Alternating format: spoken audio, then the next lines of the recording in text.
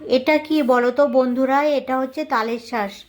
চলো আজকে এটা দিয়ে দারুণ একটা রেসিপি শেয়ার করব।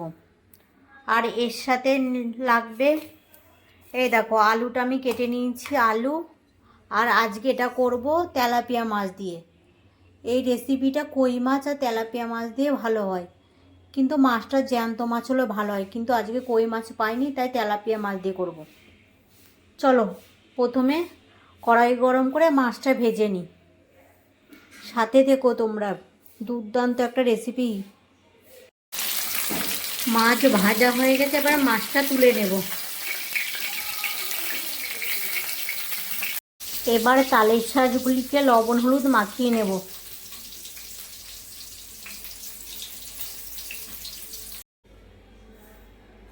এবার লবণ হলুদ মাখিয়ে রাখা তালের শাঁসগুলি ভেজে নেব। আর এই সময় আঁচটা খুব কম দিতে হবে।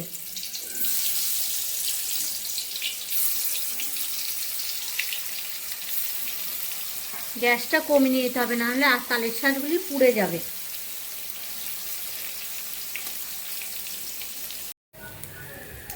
এই দেখো তালের শাঁসগুলি ভাজা হয়ে গেছে। এটা খুব কম আঁচে ভাজতে হবে, তাহলে খুব সুন্দর হবে। এবার তুলে নেব। বাকি তালের শাঁসগুলি এভাবে ভেজে নেব। তেল গরম হয়ে গেছে, ফোড়নে দিয়ে দেবো তেজপাতা আর গোটা জিরে।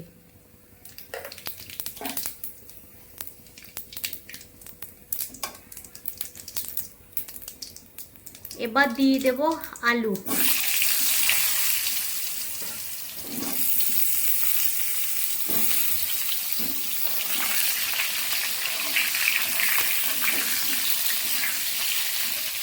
আলুটা একটু লাল করে ভেজে নেব। আলু লাল করে ভাজা হয়ে গেছে, দিয়ে দেব স্বাদ মতো লবণ, পরিমাণ মতো হলুদ।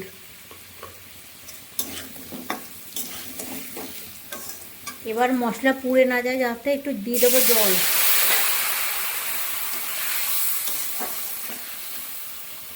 দিয়ে দেব জিরে আদা বাটা।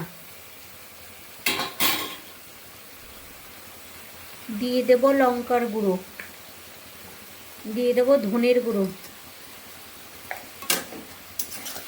এবার মশলাটা ভালো করে কষিয়ে নেব।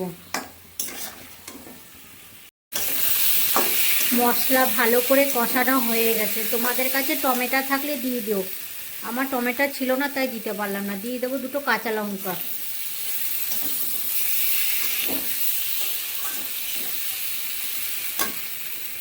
এবার দিয়ে দেব পরিমাণ মতো জল।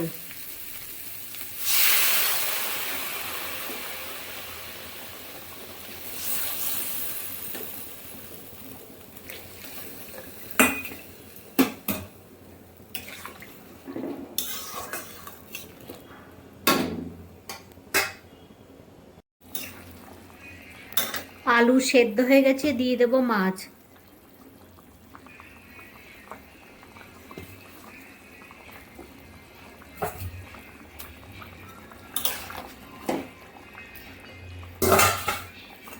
দিয়ে দেব তালের শাঁস ভাজাটা।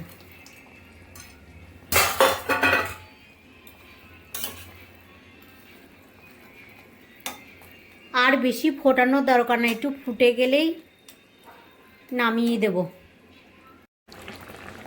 ফুটে গেছে, এবার নামিয়ে দেব। দিয়ে দেবো একটু গরম মশলা বাটা। গরম মশলাটা বেটে দিলে দারুণ হবে। তৈরি হয়ে গেল দারুণ স্বাদের আমার তালের শাঁস দিয়ে তেলাপিয়া মাছের তরকারি। এটা কিন্তু খেতে দারুণ লাগে। তো রেসিপিটা তোমাদের কেমন লাগলো কমেন্ট করে জানাতে ভুলো না।